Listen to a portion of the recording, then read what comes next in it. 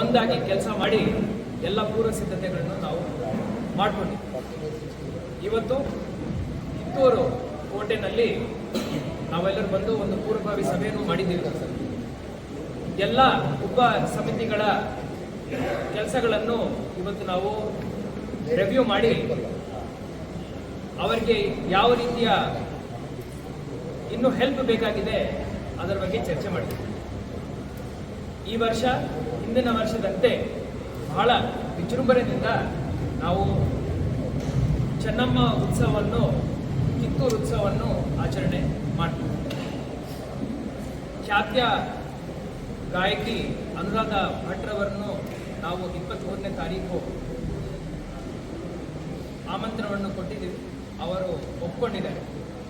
24ನೇ ತಾರೀಕು ಸಾರೆಗಮಪ ಟೀಮ್ ಅವರು ಬಂದು ಇಲ್ಲಿ ಪರ್ಫಾರ್ಮ್ ಮಾಡಲಿಕ್ಕಿದ್ದಾರೆ. 25ನೇ ತಾರೀಕು ಬಾಲಿವುಡ್ ಖ್ಯಾತ ಗಾಯಕಿ ನೀತಿ ಮೋಹನ್ ರವರು ಬರಲಿಕ್ಕಿದ್ದಾರೆ. ಅವರಿಗೆ ನಾವು ಇನ್ವಿಟೇಷನ್ ಕೊಟ್ಟಿದ ತಕ್ಷಣ ಕಿತ್ತೂರು ಉತ್ಸವದಲ್ಲಿ ಭಾಗಿಯಾಗಲಿಕ್ಕೆ ಅವರ ಉತ್ಸುಕತೆಯನ್ನು ತೋರಿಸಿ ಬರ್ತೀವಿ ಅಂತ ಅವರು ಒಪ್ಕೊಂಡಿದ್ದಾರೆ. ಜೊತೆಯಲ್ಲಿ ಸ್ಥಳೀಯ ಆರ್ಟಿಸ್ಟ್ಗಳಿಗೆ ಆದ್ಯತೆಯನ್ನು ಕೊಟ್ಟು ರಾಜ್ಯದ ವಿವಿಧ ಜಿಲ್ಲೆಗಳಿಂದ ಆರ್ಟಿಸ್ಟ್ಗಳಿಗೆ ನಾವು ಆಮಂತ್ರಣವನ್ನು ಕೊಟ್ಟಿದ್ದೀವಿ. ಪ್ರತಿ ದಿವಸ ಮುಖ್ಯ ವೇದಿಕೆ ಇರ್ಬೋದು, 2 ಇನ್ನೂ ಉಪವೇದಿಕೆಗಳಿದ್ದಾವೆ. ಅದರಲ್ಲಿರ್ಬೋದು ಸಾಕಷ್ಟು ಕಲ್ಚರಲ್ ಹಾಗೂ ಲಿಟ್ರರಿ ಪ್ರೋಗ್ರಾಮ್ಸನ್ನು ನಾವು ಹಮ್ಮಿಕೊಂಡಿದ್ದೀವಿ. ಜೊತೆಯಲ್ಲಿ ಹಿಂದಿನ ವರ್ಷ ಮೆರವಣಿಗೆ ಬಹಳ ವಿಜೃಂಭಣೆಯಿಂದ ನಾವು ಮಾಡಿದ್ದೀವಿ. ಅದೇ ರೀತಿಯ ವಿಜೃಂಭಣೆ ಈ ವರ್ಷವೂ ಮೆರವಣಿಗೆಯಲ್ಲಿ ಪ್ರೇಕ್ಷಕರಿಗೆ ಕಾಣಲಿಕ್ಕೆ ಆಗುತ್ತೆ ಅಂತ ನಮಗೆ ಈಗ ಸದ್ಯಕ್ಕೆ ನಮ್ಮ ಕೈಗೆ 4.5 ಕೋಟಿ ಆಲ್ರೆಡಿ ಸ್ಯಾಂಕ್ಷನ್ ಆಗಿದೆ, 5 ಕೋಟಿ ಪೈಕಿ. ಇದರಲ್ಲೇ ಆಲ್ರೆಡಿ 3.5 ಕೋಟಿ ಸರ್ಕಾರದಿಂದ ಬಿಡುಗಡೆ ಮಾಡಲಾಗಿದೆ. ಸದ್ಯಕ್ಕೆ ನಮಗೆ ಯಾವುದೇ ತೊಂದರೆ ಇಲ್ಲ, ಅನುದಾನದ ಕೊರತೆ ಇಲ್ಲ.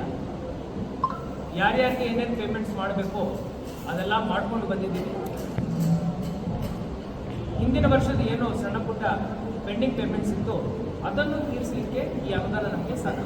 ಲಾಸ್ಟ್ ಟೈಮ್ ನಾವು ಸ್ವೀಕಾರ ಮಾಡಿದ್ದೇವೆ.